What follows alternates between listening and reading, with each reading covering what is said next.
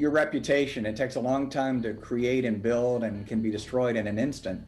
Appreciative inquiry. One of the things I've learned from that, you can go a lot further with any relationship if you approach that person with a real sense of respect and appreciation for whatever it is they're doing. It was very iconic and famous and got all kind of awards. Didn't really build the business. Unfortunately, when the January the 6th riots were going on, part of the news on social media was Kendall Jenner is heading to DC now with a case of Pepsi. And I think that's the danger that some brands face today. They make some stupid brand move and then all of a sudden they go from hero to zero.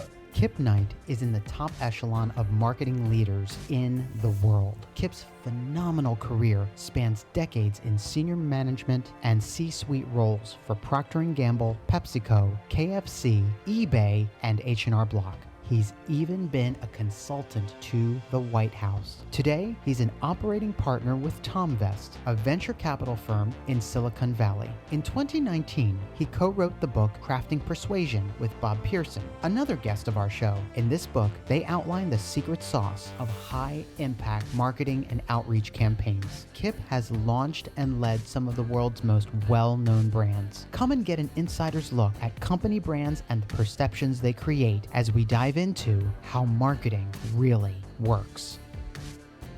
Hello and welcome to the LifeWorks podcast. Joining me today is Kip Knight. Kip, thank you so much for taking time to spend with me today. Thanks, Mark. Looking forward to it. It's going to be fun. You are a mathematical impossibility. To look at your resume, it's ridiculous. It's one thing to have all of these incredible brands just one time, like something to aspire to, but you have led some of the most incredible and most iconic brands in the world. So I'm very honored to have you on. So I want to jump in here and I want to jump right into one of your big achievements. And I want to talk about the Chihuahua.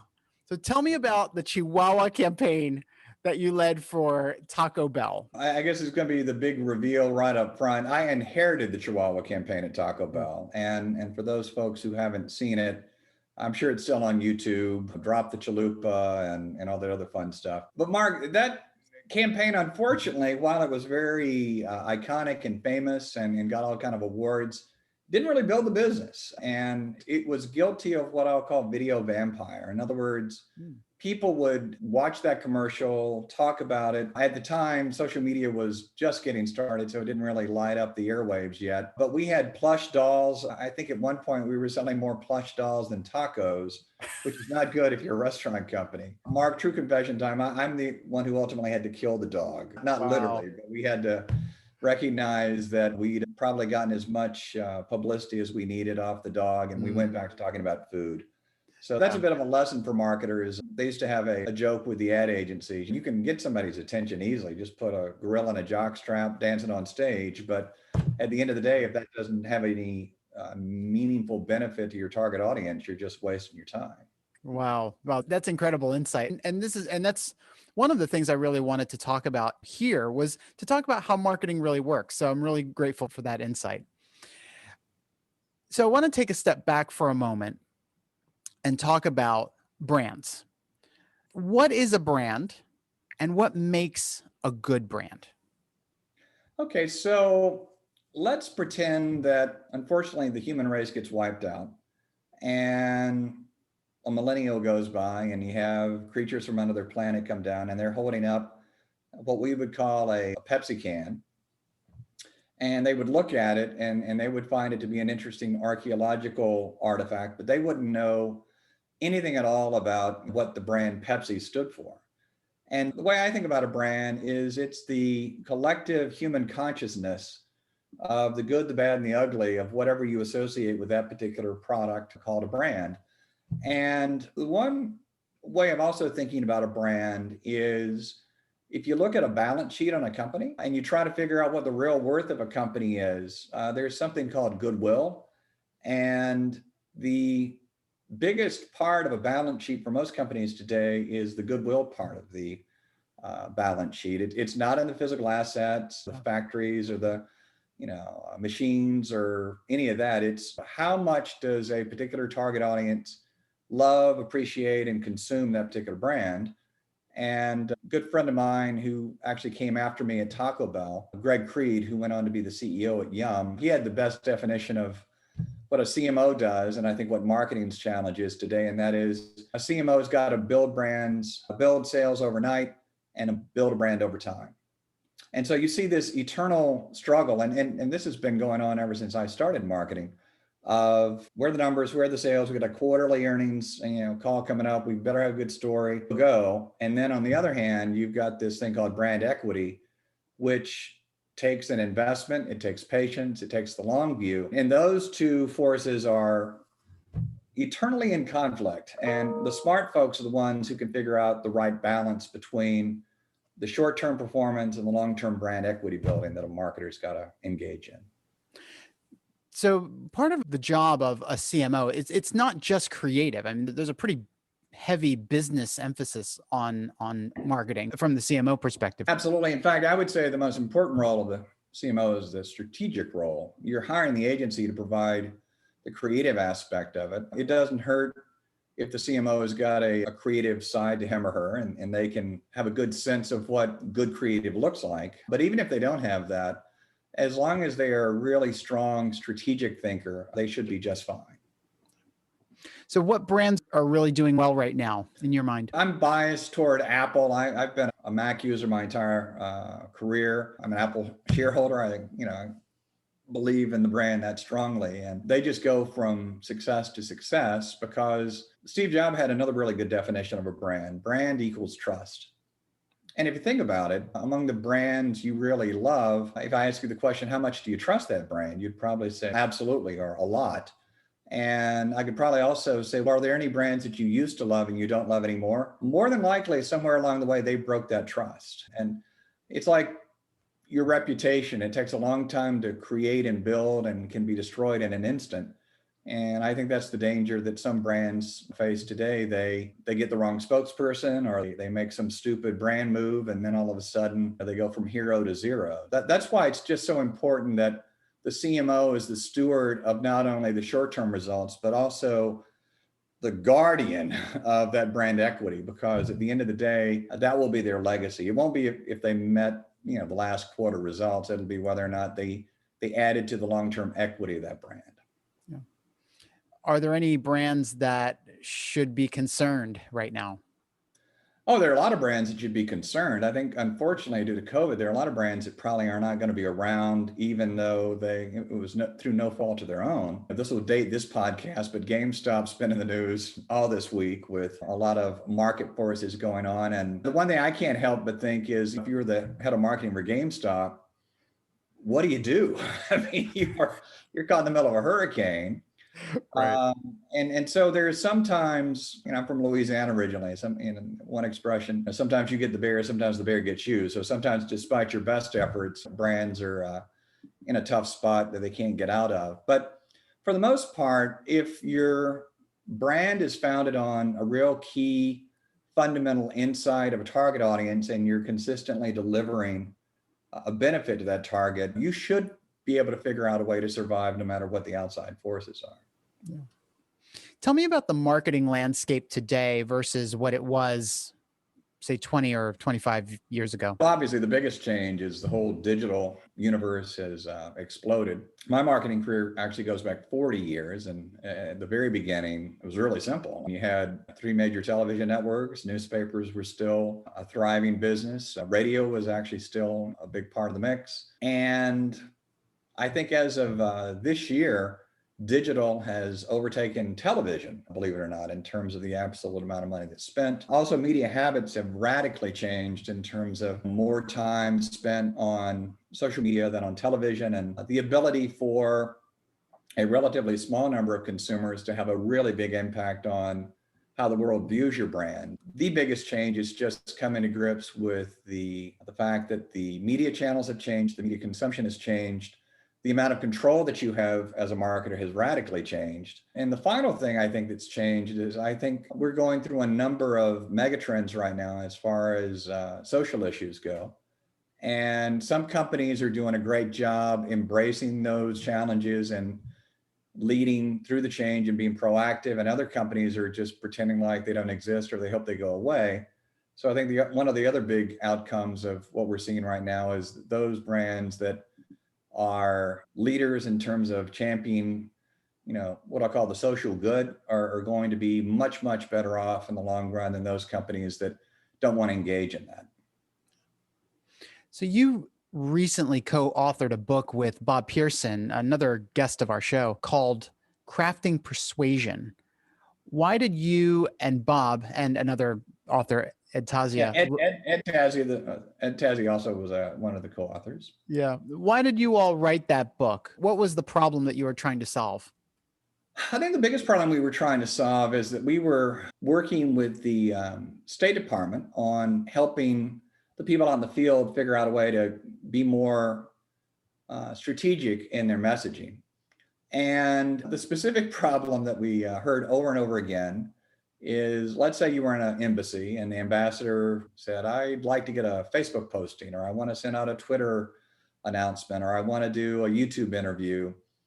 And they would do it because that was part of their job, but they were frustrated in terms of, I'm not sure I understand why we're doing it or what the long-term goal of this is or who we're even trying to talk to. And we need you guys to come in and try to create some type of a way of thinking about this to frame the conversation so that our upper management, so to speak, quits doing all of these short-term executional exercises and gets more strategic in terms of how we communicate with our target audience. So that was the genesis of it. And what we basically did is we took a lot of the learnings that I had from, and Ed had from Procter Gamble, which I think is pretty darn good at figuring out strategic communication, along with all the work that Bob had done over the years with various agencies and companies he'd worked with. And all modesty aside, I think it's one of the better books out there if you're trying to figure out what's the best way to create a viable, practical, and yet strategic approach to how you do communication. And it doesn't matter if it's a one-on-one communication or you're talking to millions, the fundamentals are always going to be the same. You talk about the origin of the book, starting with a call to come to the White House. Tell us about that call and that meeting. Yeah, that was, at first I thought that was a prank, but it was 2008. The Bush administration was winding down. I was actually winding down my time at eBay, and I got a phone call one night, and the individual said, I'm from the National Security Council, and America's image is really taking a beating, and we're inviting a couple of marketers to come to the White House and talk to the National Security Council about what we can do about it. And after I verified it wasn't a prank, I was, pretty excited. As you think any marketer, I was like, a marketer dream come true. Your country needs you. Come help us out. And went to DC and went to the White House and went to the cabinet room across from the Oval Office and met for, I think we had about an hour meeting with the actual National Security Council. It wasn't the junior assistants or anything. It was the real deal. But at the end of it, I just said, look, this has been a real honor and a privilege and a pleasure. But if you guys are serious about trying to change the way that we communicate with various audiences around the world, we have to do a better job training the people on the ground. And at that point, I'd done I did a number of seminars at both PepsiCo and eBay on training people how to think more strategically about marketing communication. So we created what we came to call the United States Marketing Communication College, the USMCC. And for about the next decade, pro bono, we taught at the State Department training facilities, several thousand diplomats of various types on how to think more strategically. And that was, again, the basis of the book. In the book, we've captured the model and how it works and a lot of real world case studies as well, both from the private sector as well as from government. Tell us a little bit about that model. If you think about any kind of model that's going to be any good for you, you don't want to have to go look it up on your computer or a book or try to remember what was that. It's got to be simple enough that you can carry it around your head. And I could literally wake you up in the middle of the night and you could, just spill it out to me. And so we said, everybody knows their ABCs. So here's the way to think about the model. 5 core elements on any communication strategy. A for audience, B for behavioral objective, C for content, and D for delivery, and E for evaluation. But that's in essence the model. And anytime you develop a a strategy. And one of the things we've done is also created a template for folks. So if you go to the website that we've created that goes along with the book, craftingpersuasion.com, you can actually go to the exhibits and you can see an example of a template that's got the definitions and also a blank one. And so you can create your own strategy, which the big mantra for the marketing college that we stressed over and over again, and I see it violated on a daily basis, strategy before execution. Strategy before execution. So no matter what you're trying to communicate, take the time to really figure out what is your strategy and what are those fundamental questions that you need to answer first. And you can literally go through the ABCDE. Who is your audience? What are you trying to get them to do? What is the content that's going to persuade them to go do that?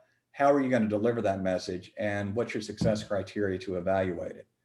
So this is not rocket science. This is not very complicated. And yet I would argue way too many folks don't do it at all. And if you want to go back to the example of great brands, I can tell you that great brands absolutely would check every one of those questions off consistently. So if you take nothing away else from this podcast, I hope people remember strategy before execution, and perhaps our book can help them figure out how to do that. So a lot of companies and marketers, as you said, focus on just content and delivery of their marketing campaign. What's the price that they would pay if they didn't follow the model as you've outlined it? I think a one-word answer would be confusion. Their potential audience doesn't ever even find out about them because they haven't figured out where does that audience consume their media, what does their audience care about, what would be a motivating benefit for that audience. And it also makes it really difficult for the next team that comes along and is in charge of the marketing because there's no thread. The reason, I'll mention Geico as another brand I think that's done an outstanding job. And Geico, believe it or not, spends $1 billion a year for one simple message. Give us 15 minutes, we'll save you 15% more on your car insurance. And yet that must keep working for them because they've come up with a half dozen creative approaches I could just off the top of my head give you to just reinforce that message over and over again. So they're very consistent creatively. They know who their target is. They know what their behavioral objective is, buy our insurance. And they've got enough content and media vehicles, and they know how to evaluate it. More premiums collected every year. To answer your question, there's confusion and chaos and ruin if you don't do it. And if you do it well, untold riches and success. You choose. Which one do you want? That's a compelling argument. Yeah. Where do marketers or their companies get marketing wrong? What are some of the marketing missteps or marketing campaigns that have really just misfired in the public? I don't want to pick on any particular brands because they're for the grace of God go I, but just look around. One exercise that I've done ever since I started at Procter, and this is what my hiring manager told me to do. I was so excited to get started, and he said, okay, slow down. I just want you, here's one homework assignment. Every time you watch a television commercial, I want you to evaluate whether or not you think it was an effective ad and to be able to articulate to me why or why not. And 100,000 TV commercials later. So I actually look forward to most TV commercials because I'm almost using it as a way of sharpening the sword every time and being able to articulate to myself, okay, I'd give that a 90 or a 60 or a 20. And here's why. And a lot of the mistakes people make is, and you see this unfortunately on way too many Super Bowl ads. How many times have you watched a Super Bowl ad? And number one, you have no idea what brand you're talking about. Number two, you have no idea what benefit they're selling. And number three, you're not quite sure what they want you to do next. Other than that, the agency and the client got to go to the Super Bowl and have a good time. There's no real lasting benefit from what they've done. So look around. You don't have to look very far to see examples of really disappointing advertising. And in a world in which everything is being measured and what's the ROI and how do we cut money, one of the fastest ways of decimating your marketing budget is to be non-strategic, to not really be able to demonstrate any benefit from your marketing.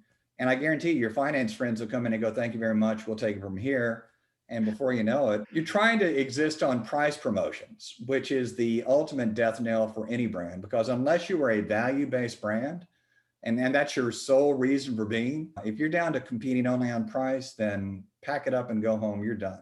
What are some of your favorite campaigns? 100,000 TV commercials later. Let's see here. I had a couple that I was thinking about. I think if you, and this is dating me a bit, but if you go back 10 years and remember the, hi, I'm a Mac, I'm a Windows, those ads talking about the Macintosh computer, those were classics. More currently, and a friend of mine actually did these ads, Farmers Insurance. We know a thing or two about insurance because we've seen a thing or two about insurance. Of course. If you think about it, as opposed to a Geico ad, which is primarily talking about what a great value they are, Farmers never really talks that much about price. They talk about expertise.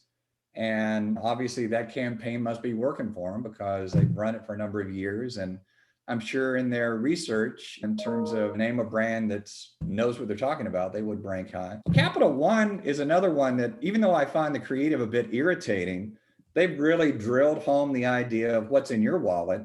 And if you think about your own habits, you probably only are going to use one or maybe two credit cards in your personal finance. And I'm sure one of the reasons they've continued to do well is that credit card, Capital One credit card, has become the credit card of choice for millions of users. So again, my criteria for success is not only does it get your attention, is it focused and memorable? Does it have a meaningful benefit and action, call to action? But what were the business results? And you add all those up. And unfortunately, that's a shorter list than a lot of agencies and brands would like to think about. A lot of ad campaigns go nowhere and they're just a waste of money. Mm-hmm. I want to do a post-mortem on an ad that went live a few years ago. And it was in 2017. It was actually one of your former employers, PepsiCo. Mm-hmm. And I want to actually do a little bit of an armchair analysis of a campaign, or rather an ad that they put out featuring Kendall Jenner that completely misfired. What do you think Pepsi's intent was in that ad? Because I'm sure that there was a lot of thought that went into that. And why do you think it didn't quite hit on all cylinders? Pepsi has historically been known as a rebel, a cutting edge brand, a little bit of a reverent brand, as opposed to Coke, which is much more traditional. Mm-hmm. And even though I know nothing at all about the thinking behind the commercial, I think they were trying to embrace some of the social changes and causes that are out there, but they were doing it in a really awkward way. If you look at some of the corporate advertising Procter Gamble is doing in terms of inequality and making sure people get a fair shake, and that's got a pretty serious message too, because it's a serious problem. If you're in the middle of a riot, the idea of going out there and offering somebody a carbonated beverage and all of a sudden everything's cool, that's almost satire. In fact, unfortunately, when the January the 6th riots were going on, part of the news on social media was Kendall Jenner is heading to DC now with a case of Pepsi, so it's going to be okay. So yeah, it became a bit of a punching bag for what I'll call really stupid commercials. If I'm not mistaken, I think was that on the Super Bowl when they aired that one? It may have been. Yeah, and from memory, I don't think it aired much after that. I think it was one of those that it got such a backlash. And one good or bad thing about social media is you don't have to wait around very long to know what people think about something. So true. That one became the laughing stock, and I would bet whichever agency did that, it's not on their best of reel. It was a misfire. But in fairness to Pepsi, they've had a number of really great ads, and you can't win them all, and every now and then you strike out. But no, that was just an ill-conceived campaign from start to finish. Yeah. What do you think are some of the misconceptions that people have about marketing? And what is the truth that people need to know about how marketing really works? I think the biggest misperception people have about marketing is it forces people to do things that they don't want to do. I think a lot of folks think of marketing the way they think of used car salesmen. They're pushy, they're loud, they're arrogant, they're insensitive. And to me, the mantra that every marketer ought to have is, and this is basically what gets drilled into you at Procter & Gamble, our mission is to listen and respond to the voice of the customer. And if you think about it, if you've got a C-suite of executives and you're sitting around the table, the sacred duty of the marketer is to represent the consumer at that table. And with all due respect to the other functions, nobody else is going to speak up for the consumer. If marketing doesn't listen and respond to the voice of the customer, nobody will. With all due respect to the finance folks, that's not their number one goal. They're not really thinking about that. Neither is operations, neither is IT, Neither is legal or HR. The only function that is there to represent the consumer is the marketing person. All those functions are really important, but I believe the marketing one is especially important because of the importance of making sure that the person who makes it all possible, that is the ultimate consumer, if they're not strongly represented and that's not top of mind on everything you do on a daily basis, then the brand's at risk and the business is at risk. And again, Procter is, again, I'm continue to be a big fan of that company. Great company. Their mission is touching consumers' lives every day, which they do. They've got products that I guarantee you've used throughout the day, week, year, your life. And a lot of their success has been because they've just got that consumer front and center on every single thing they do. And it trumps anything else in terms of how much money can we make or how much social media presence can we generate or any of that stuff. Just making sure people feel like they've got a trusted partner with that brand is top of mind. And that's what great marketing is, and that's what great marketers do. What's the biggest piece of advice you would offer up to an up and coming CMO, Chief Marketing Officer, and their C-suites? One of the things that I try to do throughout my marketing career, and you can actually do it today a lot easier, is always be testing, ABT. Now, what does that mean? That means that if you were the CMO at Taco Bell, the way I was, at any particular point in time, we had 5 or 6 different experiments going on around the country. It might have been a new product or a new advertising campaign, maybe a new media test, maybe a new distribution idea, maybe a new strategic partnership test. Because here's the challenge on marketing. You have to make big bets. And if you are forced to make a big bet with having little or no knowledge, you might as well go to Vegas. Whereas if you have a continual series of experiments going on and you've got very clear criteria and you've got a time frame, you know what the financial implications are, to be able to go to your CEO and your CFO and say, we came, we saw, we conquered, we did this experiment, it really looks solid, the results are good, and let's go spend $10 million on it. Those are the things that either make or break a career.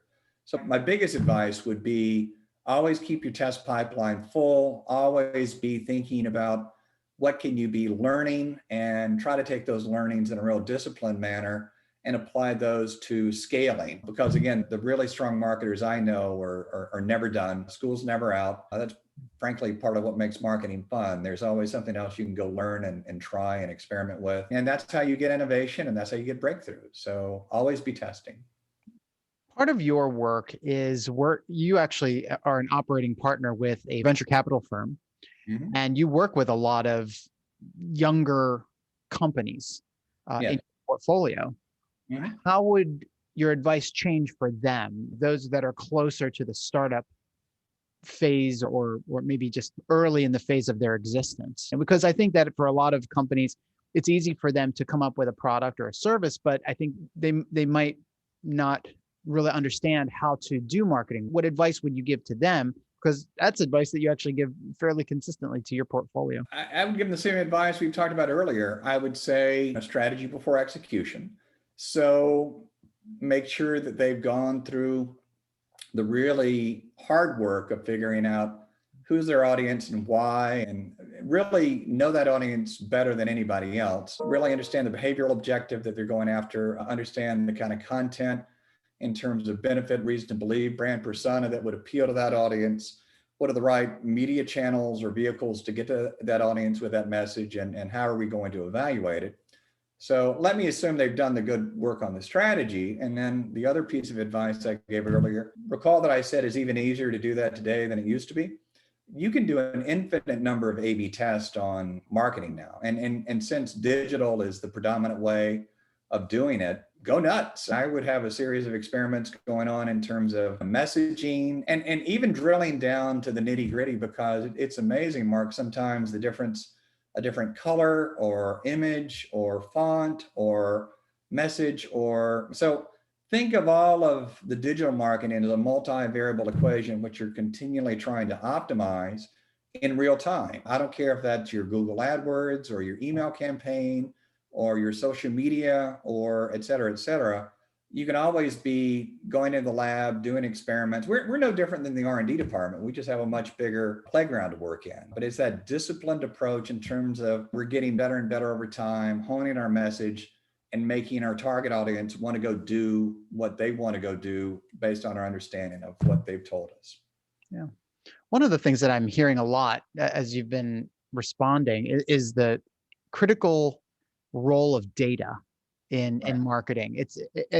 That's a little bit of a surprise to me, I think, and maybe to a lot of people, is how seemingly data intensive marketing really is. I'm on a board of a company that we've invested in called NetBase Quid. I have been on that board for about 12 years. It's amazing the technical advances they've made in terms of being able to take what I call tsunami worth of data coming in. And think about data, not only just data from your own company, but just the data from the bigger pool of its oceans worth of data from social media, from competitors, from economic data to government data. And the beautiful thing that companies like NetBase Quid can do is to take all of that data and try to make some sense out of it. Because if you don't have some really powerful platforms and algorithms and ways of quickly analyzing that data and figuring out, okay, one of my favorite mantras of a PepsiCo chairman was, what, so what, now what?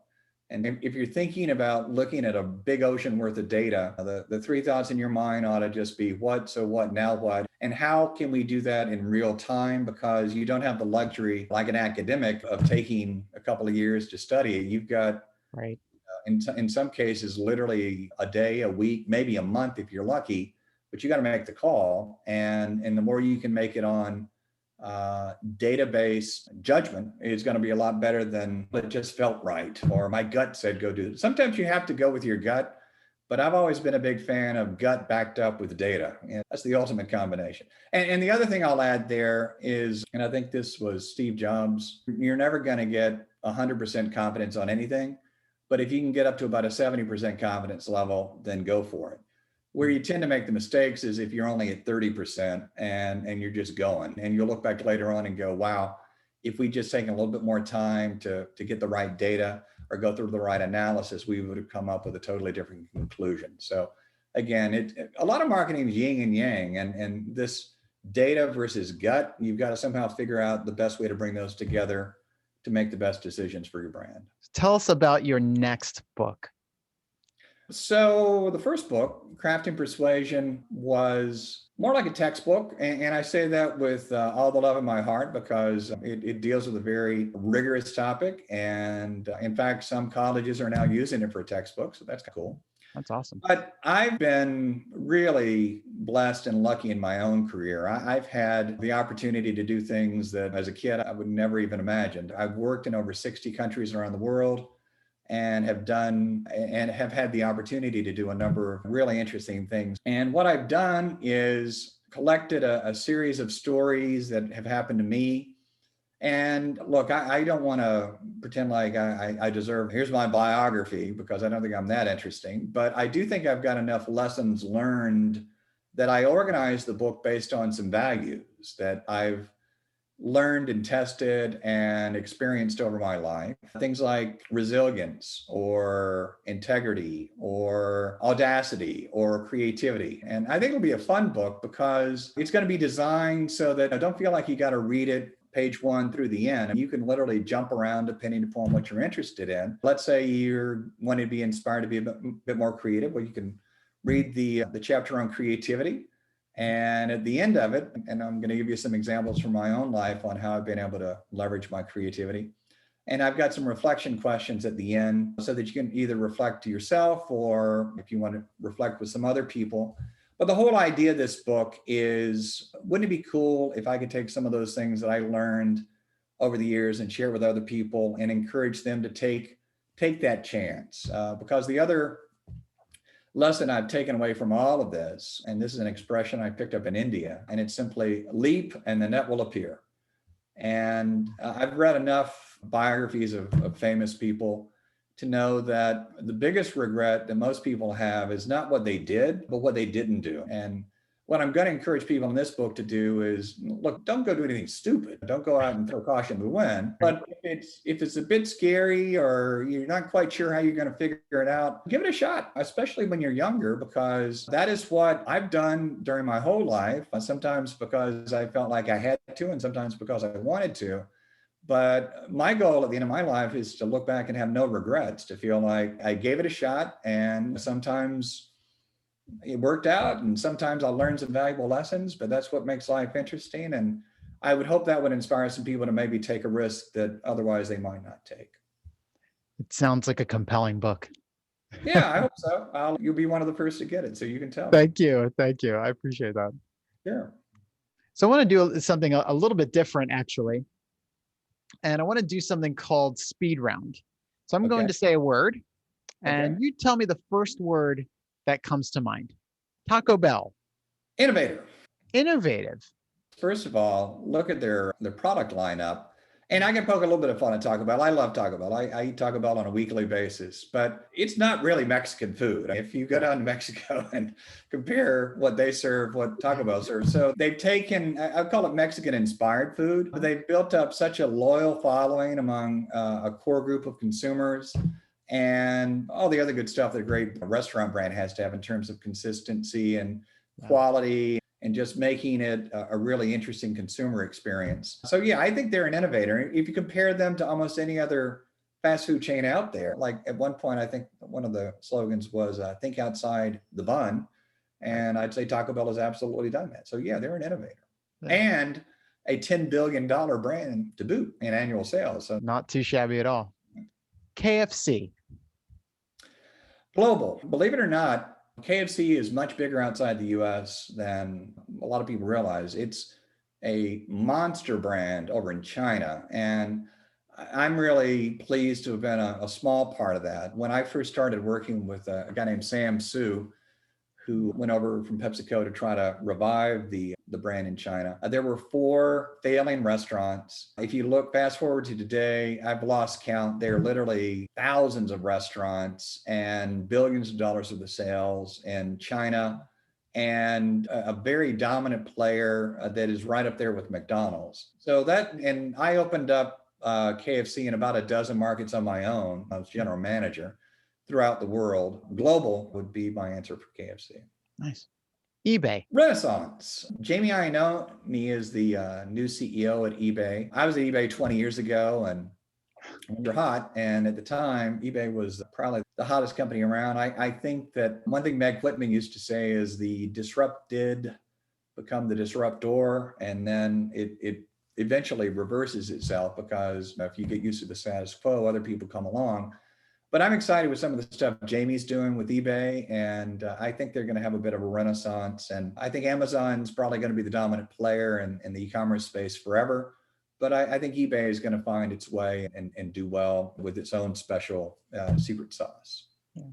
Procter Gamble. I'd say of all the companies in the world, they are consumer obsessed. They've been around for almost 200 years. And not only do they tell a good story from a marketing point of view, but the reason they can tell a good story is that they have amazing R&D, and they really put a lot of thought into every product they make.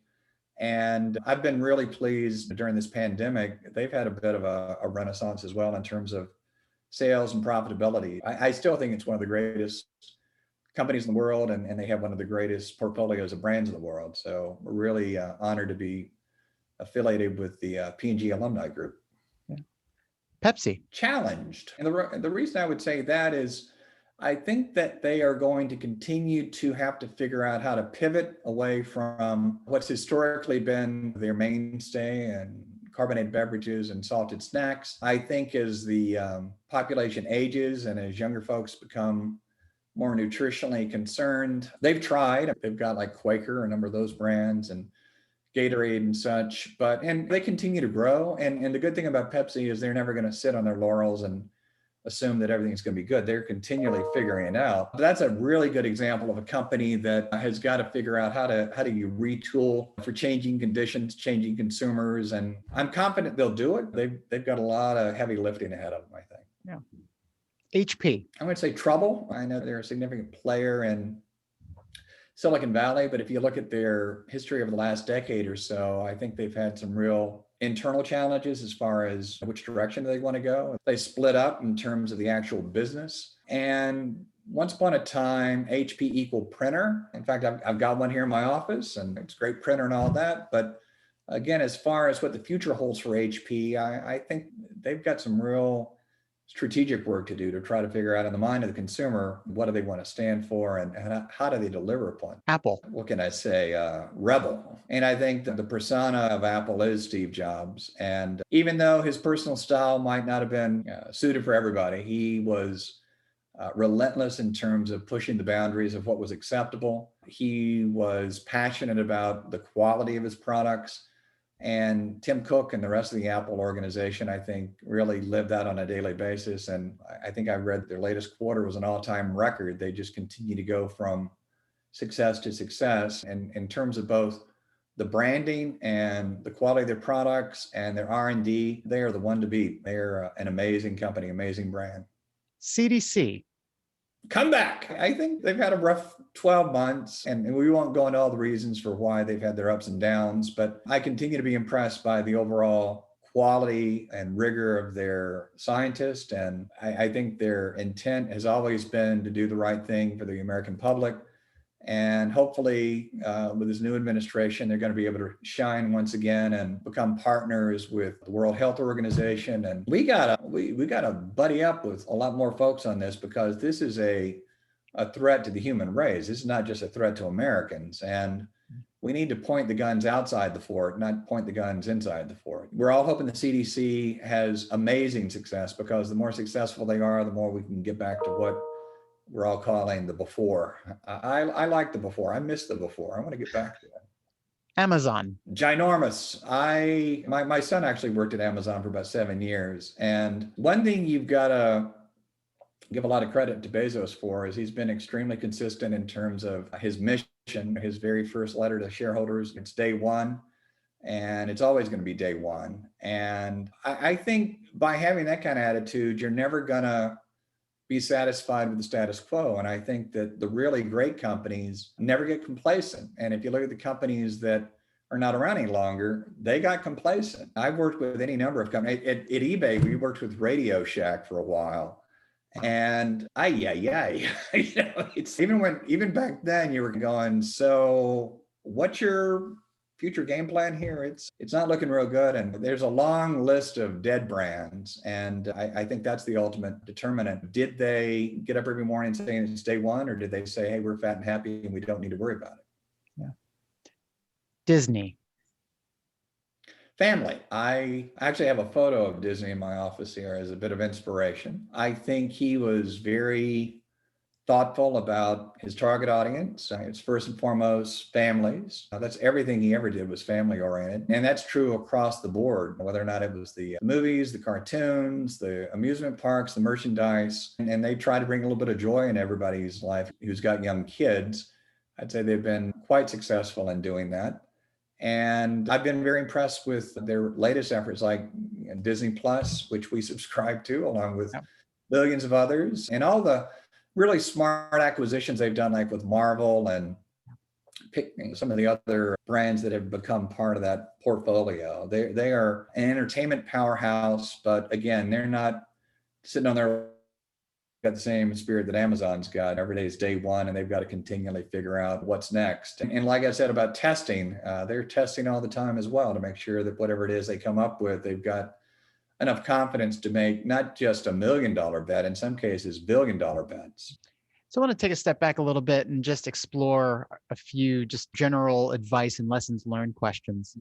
If you could share one secret of your success, what would that be? I would say Churchill's quote, never give in, never, except when honor indicates that you should, back away. And let me explain that a little bit. I've had some serious setbacks in my career. I've been fired. I've had disappointments. I've had some financial messes that I've been in the middle of. And one of the things I've got, and I give my mom a lot of the credit, I'm an incurable optimist. The trick is the Japanese have an expression, fall down 6 times, get up 7. So it's that willingness to take your licking and keep on ticking, to try to learn from anything that's happened to you, not to take it as a sign of your personal failure, but hey, I didn't fail. This particular situation didn't work out, but I'm going to take those lessons and move on to the next opportunity. And there are sometimes, and this is the one exception, never a given, and sometimes you look at a situation and go, all things considered, that's just not worth it. If you think of a Venn diagram in your head, you've got to have an intersection of God-given talent, a market need, and people willing to pay for it. And when those three things intersect, then you typically can be successful. But you've got to be willing to recognize that in certain situations, maybe one of those Venn diagram circles is not there or not big enough, and you maybe need to move on to the next opportunity. So that would be the biggest advice I would give to folks. Never give up, keep trying, learn, reapply yourself, and be your own cheerleader, not to the point of being an egomaniac, but also never feeling like you've got to beat yourself up too much, because too many people either get cynical or burned out or give up. And the people I truly admire are the ones who have that resiliency. We have this new business I've started, CMO coaching. We have this thing called CMO boot camp. And one of the most powerful things we do in CMO boot camp is what we call the power of failure. And what we do is we have these incredibly successful marketing leaders get up and talk about the biggest failure of their career and what they learned from it. And Mark, we've had people leave that boot camp going, holy crap, if that guy could be that successful and recover from that kind of failure, then I'm walking out of here with a coat of armor. I know that I can take a few setbacks in my own career and still be okay. So that'd be a really important message to spread around. Just keep on pushing, keep on trying, keep on learning, because at the end of the journey, it's not going to be the destination, it's going to be the journey that counts. And that's what makes it fun.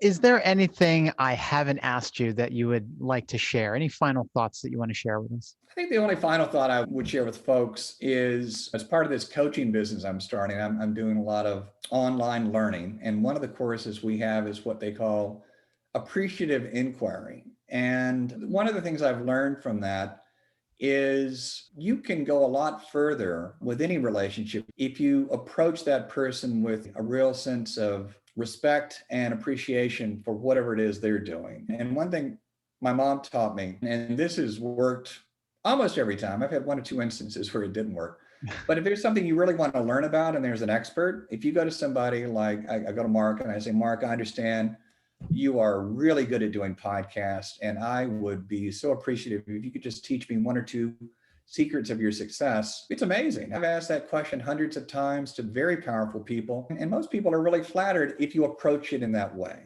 So the one thing I would leave everybody with is, what can you do in terms of appreciative inquiry with the people that you either know or would like to know to enhance your own knowledge of the world and maybe make them feel a little bit better in the process. This world needs a lot more appreciation for everybody. And if we all do it on a daily basis, I think we might be a little bit more fun place to live and work. Kip, I agree. This has been an amazing interview. Thank you so much for the time that you've spent, the advice that you've shared. Where can people find you online and connect with you? I think my platform of choice would be on LinkedIn. It's simply Kip Knight. I do regular posts there, and if you want to message me, that'll be fine. You're also welcome to send me an email, kipknight@gmail.com, and I'll be more than happy to get back to you. Kip, thank you. This has been fantastic. Thank you for everything that you shared. Thank you for your advice. Thank you for your wisdom.